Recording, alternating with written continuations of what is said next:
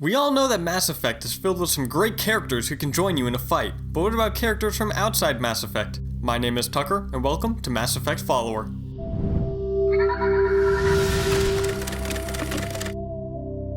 A bit ago, I asked Mass Effect fans which character from other games would make fitting squadmates in the Mass Effect universe. I got a lot of some pretty amazing answers, but there's only enough room here for the top 7, and sadly, I can't put every cool idea into this video. If you want to check out the entire comment section, you can check out the link in the comments below. With that being said, let's start with number 7. The main character from the Dead Space series got his name mentioned around a few times in the comment section. Isaac is an engineer who has been in some pretty terrifying situations throughout the 3 Dead Space games. He has fought monsters that make the husks look like prom queens, and because of this, he wouldn't be scared of the Reaper enemies. If he was a squadmate, he would be similar to Tali, as he would be an engineer-based squadmate, and would mainly use a pistol or submachine gun. He could even target specific body parts on enemies for extra damage as a special ability. Iron Man flying around by your side would be quite awesome to see, especially if he was fighting a Reaper dragon. He could also bring in some pretty cool armor modifications as well. Iron Man would be an engineer-based person as he relies a lot on his technology to attack rather than to use it to help his teammates. He would be using his own suit though rather than a rifle or a pistol as his weapon of choice.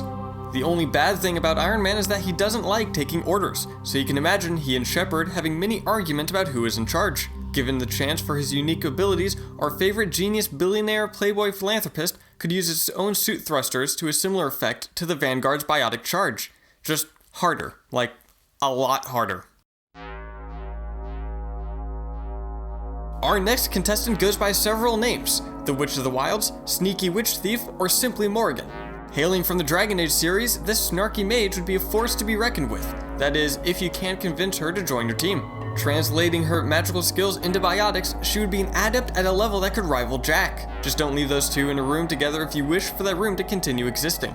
As for special abilities, she could disorient enemies with a mind blast, or simply freeze them in place with a stasis field a la Winter's Grasp. It would be a daunting task to take down a team with Morrigan in its ranks, and she knows it. Just don't try to chat her up. Just let her do her thing and the bad guys will go away.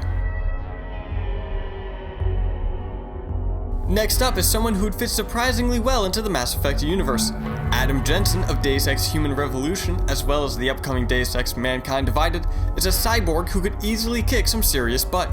With his integrated tech and impeccable weapon prowess, Adam embodies the very essence of the Infiltrator class. He already has the cloaking down, now all he needs are some special abilities. Maybe the ability to see and shoot enemies through walls, or perhaps a blast from his Typhoon weapon.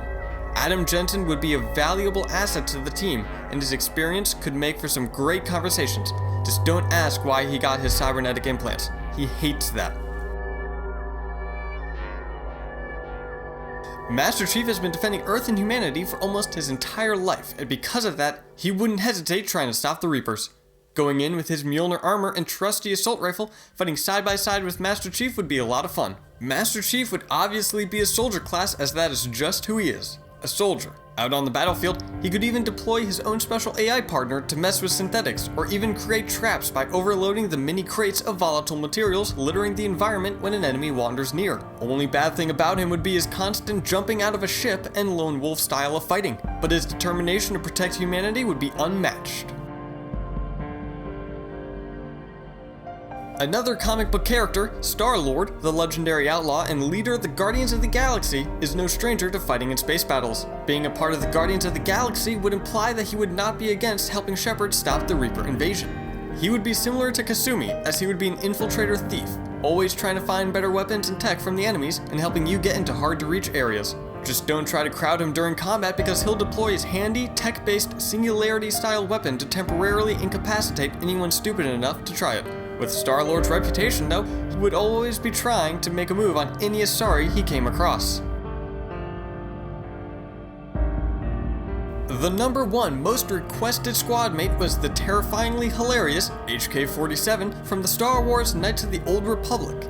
As a droid built for the sole purpose of combat, as well as a crack shot with a sniper rifle, this deadly assassin would be right at home as either an engineer or infiltrator. Not only that, but his often amusing and occasionally horrifying opinions of organics, which he calls meatbags, could provide for some excellent moral dilemmas concerning the Reapers.